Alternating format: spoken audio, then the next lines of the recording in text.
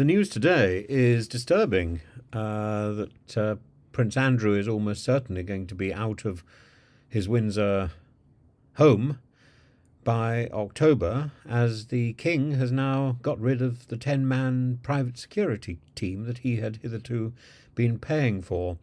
And the Duke of York may have been given marching orders to leave Royal Lodge, this 30-room mansion that he shares with Sarah Ferguson. And the plan would be that the King would rent it out for £1 million a year to someone else, maybe possibly to the Prince of Wales, but the Prince Andrew had apparently signed a 75-year lease with the Crown Estate. He moved in 2003. He's made some effort to keep to pay for the upkeep of the building and deal with renovations, though not enough. Apparently £7 million worth of renovations are required. And the King has lost patience with his brother.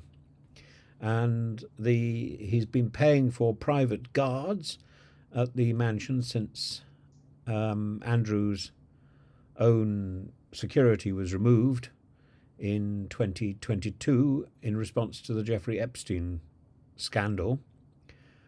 And the question now is whether or not Prince Andrew will be forced to move from Royal Lodge. At the same time, there's a slightly disturbing story about Prince Harry and the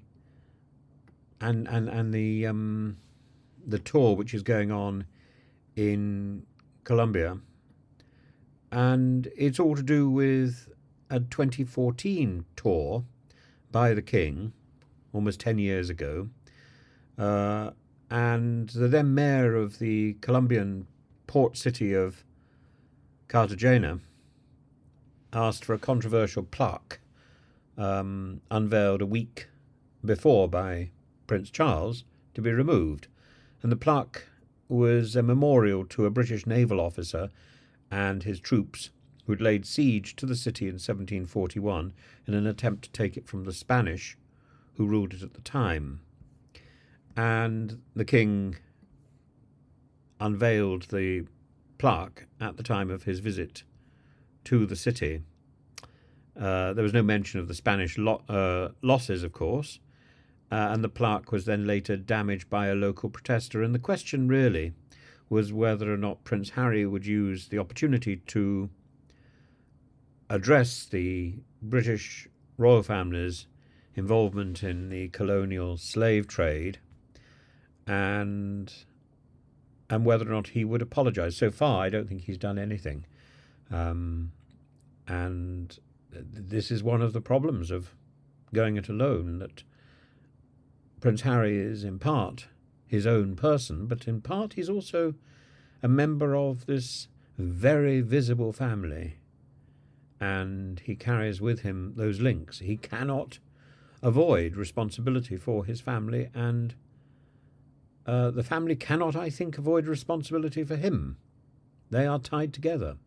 And this nonsense that there's some sort of part-time royal or quasi-royal court in California, which is at loggerheads or at a distance from the court in London, is absurd, utterly absurd. And it's time some of the individuals involved in this Game of Thrones grew up and stopped playing stupid games when there are so many more important things at stake.